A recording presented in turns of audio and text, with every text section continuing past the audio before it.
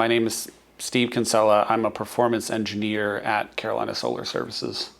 Here at this company, a performance engineer has a few different responsibilities. There are four of us at the company, so we have some similar responsibilities, but we all have our own sort of sub areas. I'm actually the junior person on the team, so my primary responsibilities are providing remote monitoring for the solar farms that we manage and providing office support for the field staff that go out and work on the systems. So we have two different types of field technicians here.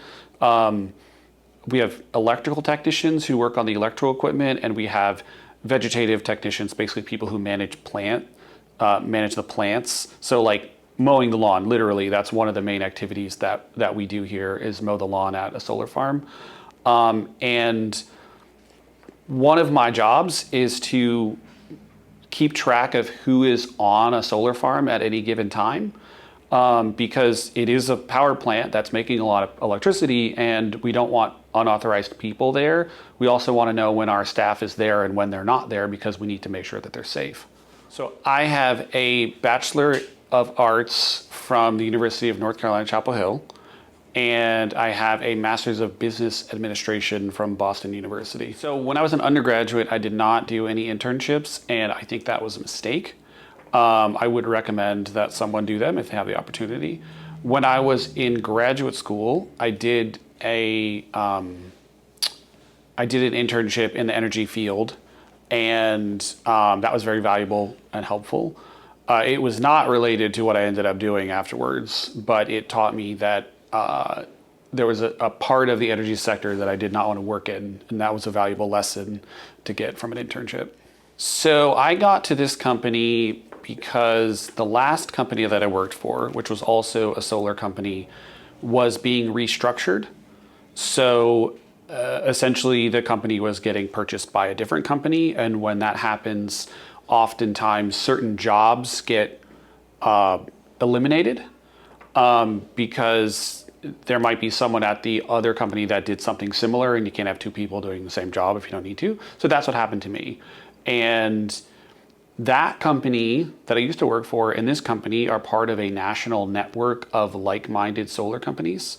And so someone from my former employer reached out, an old boss reached out to this company and gave them my information.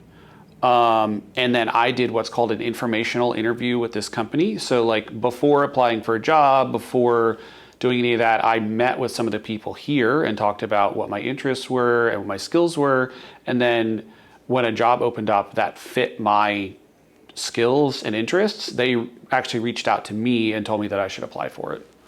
Informational interviews are one of the most useful thing that you can do when it comes to applying for jobs.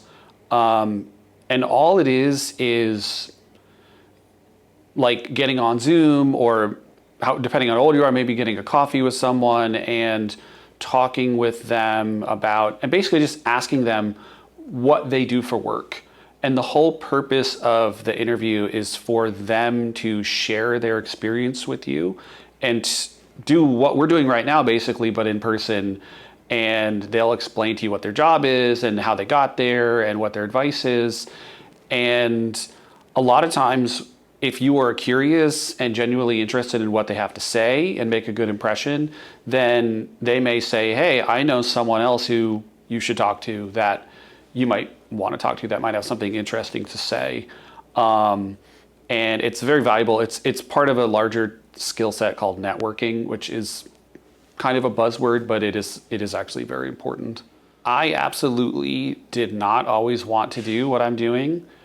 I graduated college in 2011, and I did not have the foggiest idea what I wanted to do for work until about 2016. So I was in my late 20s when I realized that what I wanted to do. And I was always really jealous of people who knew what they wanted to do when they were like in high school or middle school. But I found out when I got older that not everyone knows what they want to do when they graduate college and even later. But it took me a long time to get to where I knew what I wanted to do. Our work at Carolina Solar Services is part of the clean energy sector because a solar farm doesn't do any good for anyone if it's not working, right? We don't build the farms, we don't pay for the farms, we don't make sure, we don't do the permitting.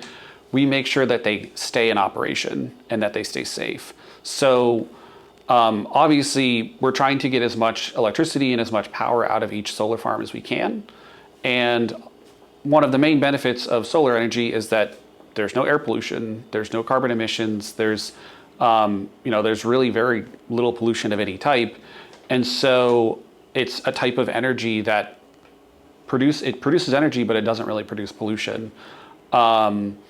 There is also other parts of what we do, like more and more solar farms are using batteries and other types of technology that we're having to learn how to maintain. But as the industry changes, we're having to keep up with where it is. Working at this company, working in the clean energy sector is important to me personally because I decided what I wanted to do because I was concerned about climate change. And I didn't know what I wanted to do for work, but I knew that I wanted to do something about climate change. And so I went through different avenues, finally figured out that I wanted to work in the energy sector and ended up in the solar sector.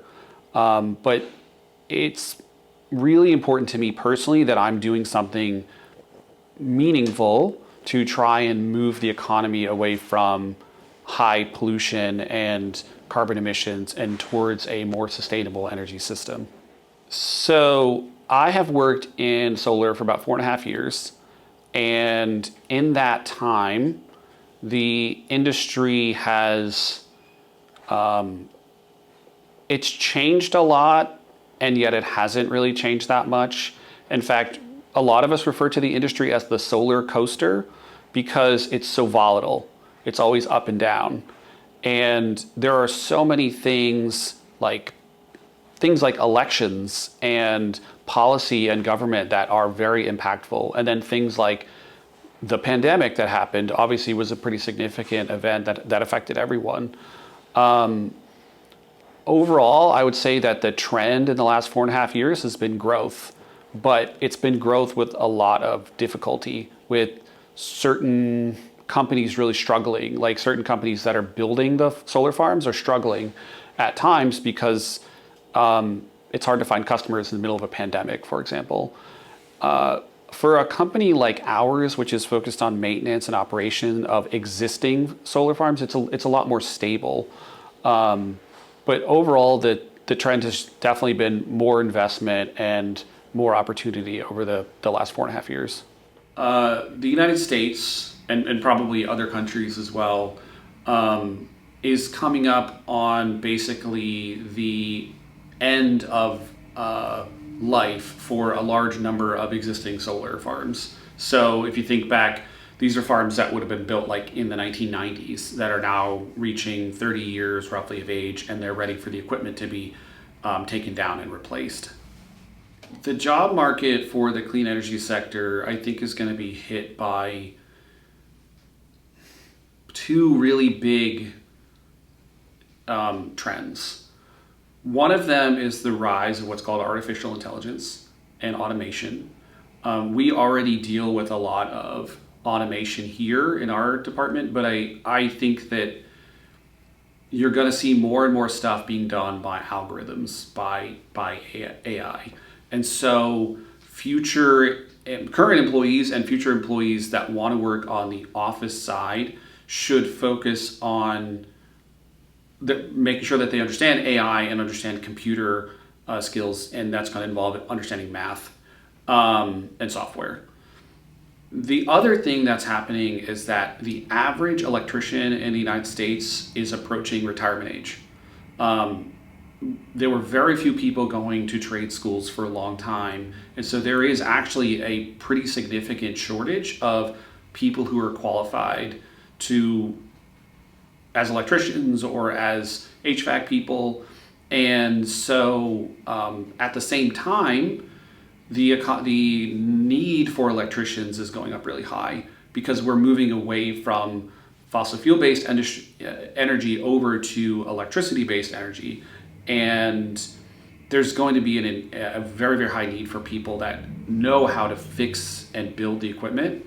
So anyone who doesn't want to go to a four-year college or who doesn't want to sit in an office all day, who wants to work in the clean energy sector, I think should really look at going to trade school. We have a great network of trade schools, the community college system here in North Carolina, where you can get your electrician's license, HVAC license, plumbing, any of those types of trades. There's going to be a lot of opportunity for that in our sector especially. And it's great because you don't need to take out as much debt and you don't have to sit in front of a computer if you don't want to. The main goal that I have is that I want to continue to work for a company that I enjoy working for and working with people that I enjoy working with.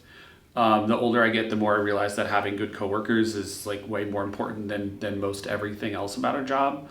The other thing is that I want to continue to work on what matters to me and trying to make a difference and doing something meaningful with my time.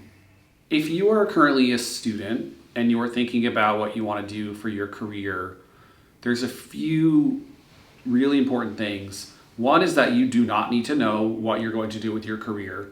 Careers take a long time. They take decades. And so you're very unlikely to do the same thing for 40 years. Number two is to be as open as possible to experiences. Sometimes people do things that don't seem career related and realize that's what they want to do. Like if you go to a museum and realize that you want to be a scientist, for example. And then whatever piques your interest, whatever seems interesting, whatever you like to do, reach out to people that do that job. Maybe you have to talk to your parents, maybe you have to talk to your teachers, whoever it is, but find people who do work that seems interesting to you and talk to them. And I have found that almost everyone is willing to talk about what they do for work and willing to be helpful. I think that in my career journey, I found that most people want to help. Most people want to be useful. You just have to ask.